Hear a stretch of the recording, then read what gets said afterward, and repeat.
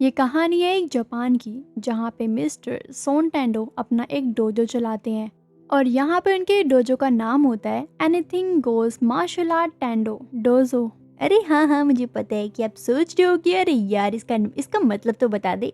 तो इसका मतलब ये है कि हमें अपनी लाइफ में जीतने के लिए, अपनी अचीवमेंट्स को पाने के लिए जो करना पड़े हमें करना चाहिए। किसी और से कोई लेना देना नहीं है। लाइक कुत्ते भौंकते हैं लेकिन हमें तो अपना काम करना है ना। सेम वैसा ही कुछ। तो यहाँ पे मिस्टर सोन सुबह सुबह जब उठते हैं, जब बाहर आते हैं, तो वहाँ पे उन्हें एक चिट्ठी मिलती है जो कि उनके फ्रेंड की होती है, जो कि उनका बचपन का फ्रेंड है। उसमें लिखा होता है कि वो अपने बेटे के साथ जापान आ रहा है। और ये बात सुनकर, मतलब ये बात पढ़कर वो तो रोने लग जाती है, बिकॉज वो उसके बेस्ट फ्रेंड है, बचपन का बेस्ट फ्रेंड। और जब हम अपने बचपन के बेस्ट फ्रेंड से काफी टाइम बाद मिलते हैं, तो वो फीलिंग, भाई वो फीलिंग सच में काफी अलग होती है, बहुत ज्यादा। कि मतलब काफी टाइम की बातें होती हैं और काफी चीजें होती है जो कि हम शेयर करना चाहते हैं एक दूसरे से। लाइक है ना, मेरी भी एक बेस्ट फ्रेंड है, मतलब बचपन की बेस्ट फ्रेंड।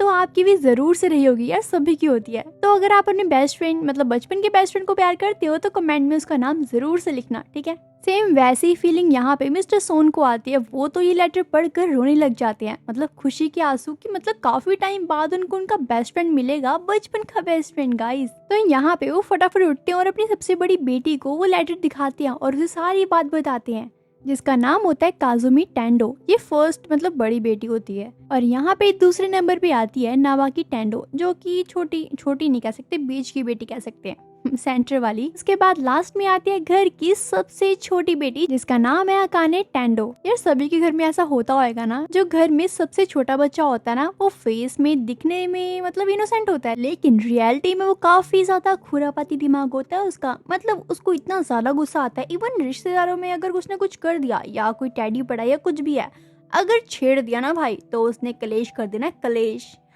सभी के घर में ऐसा होता होगा, डेफिनेटली श्योर, मेरे घर में भी है। सेम यहाँ पे काने भी ऐसी होती है। वो फाइट वगैरह में काफी इंटरेस्ट रखती है, काफी ज्यादा मारधाड़ में इंटरेस्ट रखती है। वो तो यहाँ पे रोज अपनी फाइट के लिए ट्रेनिंग करती है। तभी यहाँ पे नाबी की आ जाती है और उसे कहती है, अरे बस कर यार, तू कितनी फाइट करेगी, कितनी प्रैक्टिस करेगी लोगों को मारने के लिए। अगर तू ऐसी करती रही ना, तो सच में तू कुंवारी मर जाएगी और तुझसे कोई शादी भी नहीं करेगा। तो यहाँ पे काने पता क्या जवाब देती है, अरे तू अपना काम करना, मुझे क्या करना है और क्या नहीं मैं देख लूंगी। और रही बात लड़कों की, तो मुझे उनमें कोई इंटरेस्ट नहीं है। हाँ, मुझे कोई भी इंटरेस्ट नहीं है, सीरियसली। तभी यहाँ पे उसकी बड़ी सिस्टर कहती है उसे, अरे बस कर बस कर, डैड बुला रहे हैं, कुछ जरूरी बात करनी है तो चलो। उसके बाद ये तीनों बहनें और उसके डैड मिलकर कुछ बातें करते हैं। यहाँ पे तुम्हें तो पता ही है गाइस, यहाँ पे उसके फादर ने क्या बोलना है। वो यहाँ पे बताते हैं उन सभी को कि मेरा दोस्त, बचपन का दोस्त यहाँ पे आ रहा है अपने बेटे के साथ। तो वो तीनों बोलती हैं कि क्या मतलब, क्या, कहाँ आ रहा है। तो उसके फादर बोलते हैं, जापान में हमारे घर रहने आ रहे हैं वो, और तुम्हारे पास एक मौका है, तुम में से तीनों में से कोई भी उससे शादी करना चाहता है तो मुझे बता सकते हो तुम लोग, ठीक है। तभी यहाँ पे अपनी अकाने बोलती है, डैड मुझे कोई दिलचस्पी नहीं है बॉयज में, ठीक है, तो मैं कोई शादी वादी नहीं कर रही, मुझे अकेले रहना पसंद है, मैं सिंगल ठीक हूँ। तभी यहाँ पे काजुमी भी बोलती है, हाँ डैड ये सही बोल रही है, हम कैसे कर सकते हैं किसी ऐसे पर्सन से शादी जो जिसके बारे में हम जानते ही नहीं है कुछ। तभी यहाँ पे उसके डैड बोलते हैं, अरे तो क्या हुआ, वो आ तो रहा ही है, तो कुछ दिन रहेगा तो तुम जान ही जाओगी उसको। शायद वो अच्छा ही होगा, बिकॉज मेरा दोस्त काफी अच्छा है। तो यहाँ पे घर की जो बड़ी बेटी है काजुमी, वो पूछती है, अच्छा डैड तो उसकी एज क्या है।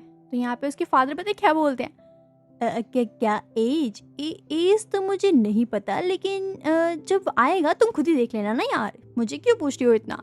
तभी वो सभी कहती है, डैड आपको कुछ भी नहीं पता और आप हमें शादी करने के लिए उसे बोल रहे हो, क्या मतलब, क्या सोच क्या रहे हो आप। और वैसे भी हम शादी ना भी करें तो चल जाएगा, हम तीनों संभाल लेंगे आपस में जो भी कुछ है, ठीक है। तभी यहाँ पे उसके डैड उसे बोलते हैं, नहीं, जब मुझे कुछ हो जाएगा तो मेरे बाद डोजो को संभालने के लिए कोई तो चाहिए ना, तो मैं चाहता हूँ तुम तीनों में से कोई एक उससे शादी कर ले, ताकि वो आगे जाके हमारे डोजो को संभाल सके, चाहे मैं यहाँ पे हूँ या ना हूँ, लेकिन हमारा डोजो चलता रहे, समझ रही हो ना तुम तीनों। तो यहाँ पे वो तीनों शॉक्ड हो जाती हैं, कहती हैं, मतलब आप डोजो को संभालने के लिए हमें किसी को भी मतलब दान कर दोगे क्या, किसी से भी शादी करवा दोगे। डैड क्या कर रहे हो आप, क्या सोच क्या रहे हो यार। तो उसके बाद हम देखते हैं यहाँ पे रैन माँ को, जो कि रास्ते के बीच में फाइट कर रहे होते हैं, और वो भी एक पांडा से।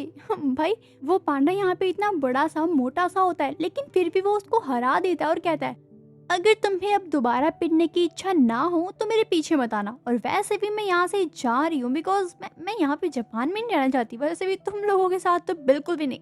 मैं चाइना जाऊंगी और मेरा पीछा मत करना, दोबारा बता रही हूँ, नहीं तो अगली बार इससे भी बुरा हाल करूंगी मैं तुम्हारा। तो जैसे वो जाने लग जाती है तो यहाँ पे वो पांडा उठ जाता है। हालांकि यहाँ पे उसको ज्यादा चोट नहीं लगी थी तो वो उठ जाता है और उसके सामने एक लोहे का मतलब खंबा सा कुछ होता है, वो उसको उठाता है और उसके यहाँ पे उसके सिर पे मार देता है और वो वहीं पे बेहोश हो जाती है। उसके बाद वो पांडा उस गर्ल को अपने कंधे में उठाता है और जाने लग जाता है। यहाँ पे सेम सीन होता है जैसे अपने इंडिया में होता है गाइस, कि मतलब अगर कोई फाइट चल रही होगी ना तो सामने वाले जो मतलब पर्सन हैं, जो लोग हैं, वो देखते रहेंगे लेकिन किसी को बचाने आ ही नहीं सकते।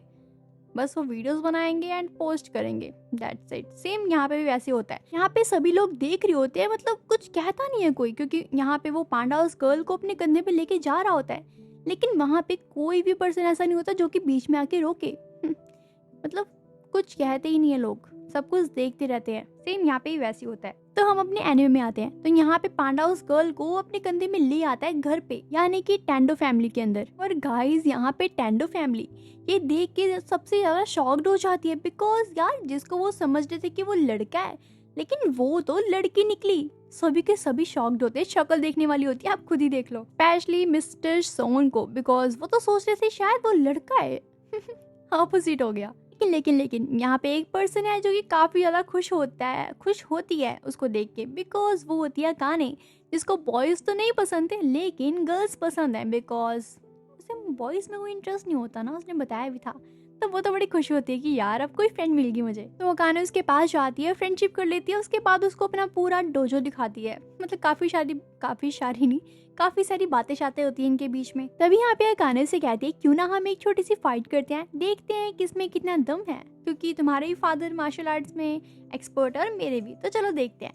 तो यहाँ पे ये दोनों मान जाते हैं। तो गाइज आपको क्या लगता है कौन जीतने वाला है इन दोनों में से, अकाने या फिर रेनमा, कौन जीतेगा? तो चलो देखते हैं। ये जब फाइट स्टार्ट होती है तो हम क्या देखते हैं, यहाँ पे अकाने तो छुई मुई बन जाती है और रेनमा जीत जाती है। तो यहाँ पे बेचारी अकाने रोने लग जाती है, लेकिन यहाँ पे अकाने इतनी ज्यादा एक्सपर्ट नहीं थी, वो जस्ट उसका मतलब था कि हाँ मैं मार दूंगी, ये कर दूंगी, वो कर दूंगी, बट इतनी ज्यादा एक्सपर्ट नहीं थी वो। लेकिन इसके बाद अकाने मतलब थोड़ा सा सैड तो होती है, लेकिन फिर से वो अपनी प्रैक्टिस के लिए चली जाती है, कंटिन्यू रखती है अपनी प्रैक्टिस, ताकि वो नेक्स्ट टाइम और अच्छे से खेल सके, मतलब फाइट कर सके। और दूसरी तरफ यहाँ पे रेनमा वो भी नहाने के लिए चली जाती है, फ्रेश होने के लिए चली जाती है। लेकिन यहाँ पे अकाने भी आ जाती है, मतलब वो वॉशरूम में जाती है तो वो देखती है कि वहाँ पे कोई बॉय नहा रहा है। मतलब सच में कोई बॉय उनके घर में कैसे आ सकता है? पहले तो वो काफी ज्यादा शॉक्ड हो जाती है और वो भाग के जाती है बाहर, कोई पत्थर सा उठाती है ताकि वो उसको मार दे, क्योंकि तुम्हें पता है कि यहाँ पे अकाने को बॉयज नहीं पसंद। और वो तो ये भी सोच रही थी कि यार हमारे घर में बॉय कैसे आ सकता है, लेकिन वो ये सब कुछ सोच ही रही होती, लेकिन तभी वो बॉय बाहर आ जाता है। तभी यहाँ पे अकाने उसे कहती है कौन हो तुम हमारे घर में क्या करने आए हो और कैसे आए हो? तभी वो कहता है अरे रुक जाओ, मैं रेनमा ही हूँ।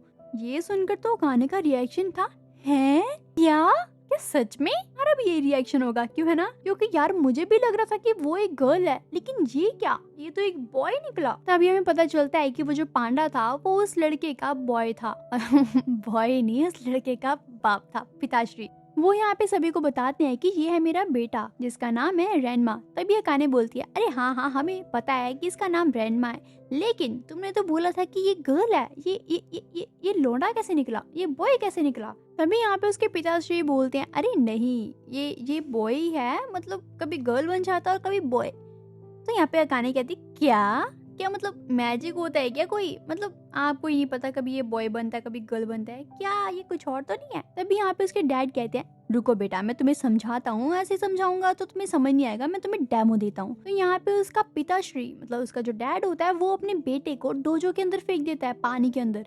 फिर उसका बेटा 1 सेकंड में बेटी के अंदर बदल जाता है। अरे रुको अभी क्लाइमेक्स तो बाकी है।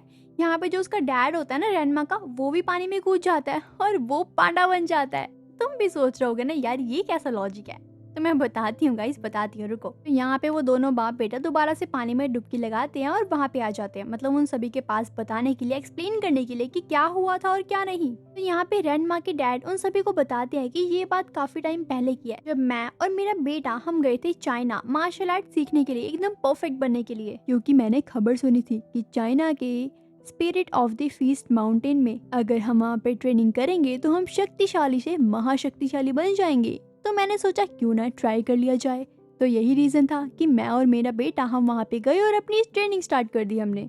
तो हम वहाँ पे अपनी ट्रेनिंग कर ही रहे थे, लेकिन इस बुद्धू ने मुझे वहाँ पे तालाब में गिरा दिया, जो कि एक श्रापित था। और वहाँ पे उस तालाब में 2000 साल पहले की बात है, वहाँ पे एक पांडा डूब के मर चुका था। तो जैसे ही मैं बाहर आया तो मैं एक पांडा में कन्वर्ट हो गया था, लेकिन ये बात मुझे नहीं पता थी। इवन ये मेरा बेटा, ये तो मुझे देख के काफी डर गया, शॉक्ड हो गया था, मतलब कुछ बोल ही नहीं रहा था।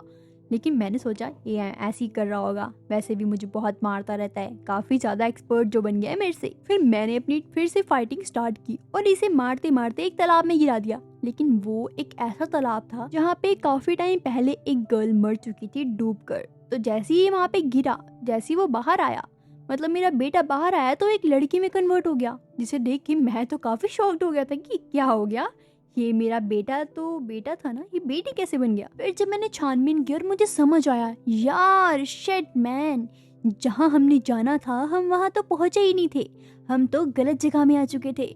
तो फिर मैंने पहले अपने आप को शांत किया, उसके बाद मैंने अपने बेटे को फिर से उसी तालाब में फेंका, तो वो शुक्र है वो बॉय में कन्वर्ट हो गया।